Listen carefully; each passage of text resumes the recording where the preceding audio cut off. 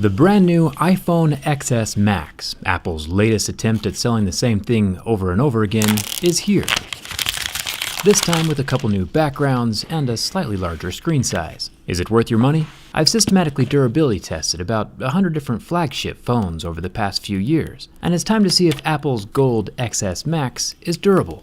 Let's get started.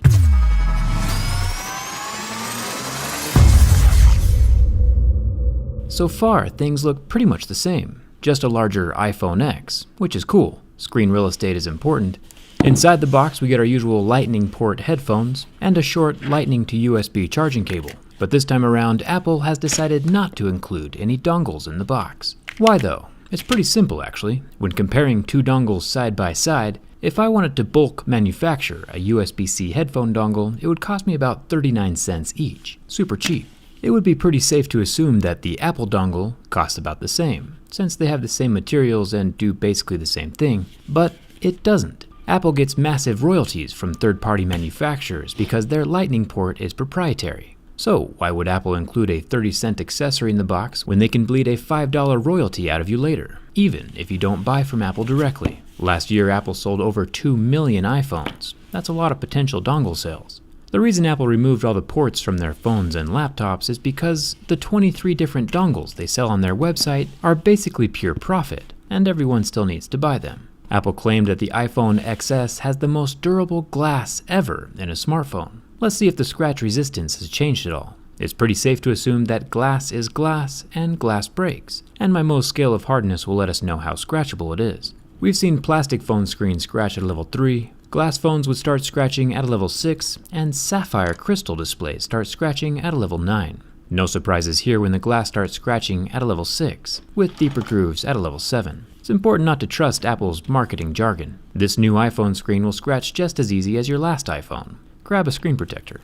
There is a thin layer of plastic between the glass and the metal frame of the phone, which is a nice little impact absorption layer. I'll do a drop test later, but glass is glass, so I'm pretty sure we already know how that video is going to end up.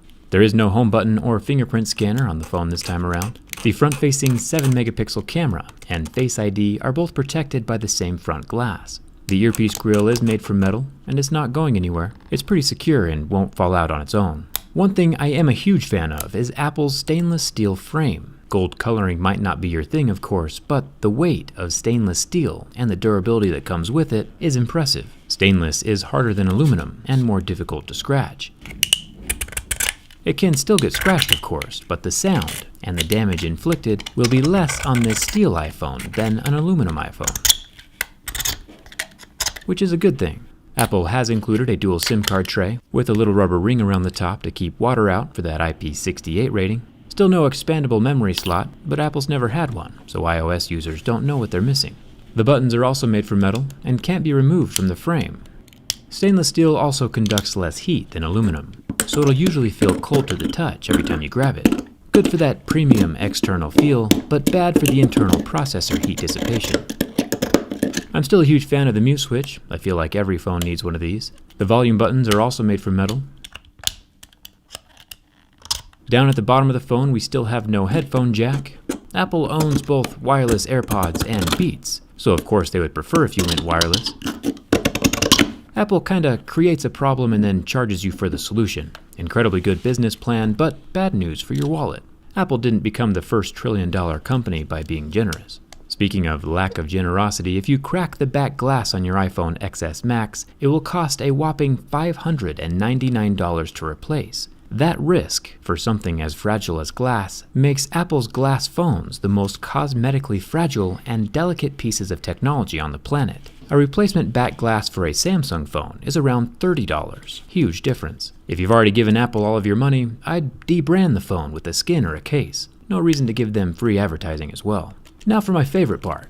Apple says they're all about those premium materials, which is great. For the most part, they do a pretty good job. But Apple is still bragging on their website about using sapphire crystal on their camera lens to protect the dual 12-megapixel cameras. Sapphire crystal would be extraordinary if it was pure sapphire. Remember, glass scratches at a level 6. Sapphire should resist scratching until a level 8 or 9, just shy of diamonds at a level 10. Apple's impure sapphire, as you can see, starts scratching at a level 6, the same as glass. This Tissot watch though, built with a pure sapphire face, does not scratch at level 6.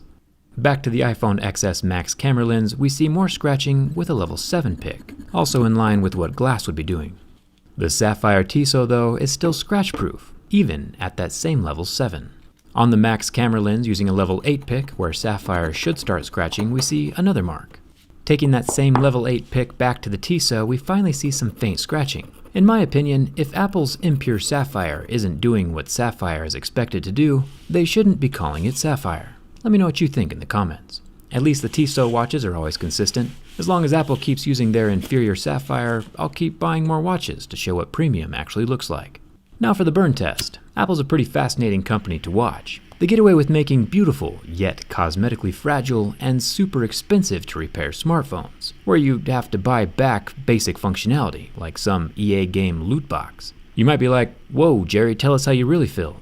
Alright, I will. It's like Tim Cook walked on stage with the fully functional Galaxy Note 9, snapped his Thanos fingers to remove half of the cool features, raised the price, and we got left with an iPhone XS Max. Maybe next year Apple will start leading in innovation again, but I'm not getting my hopes up.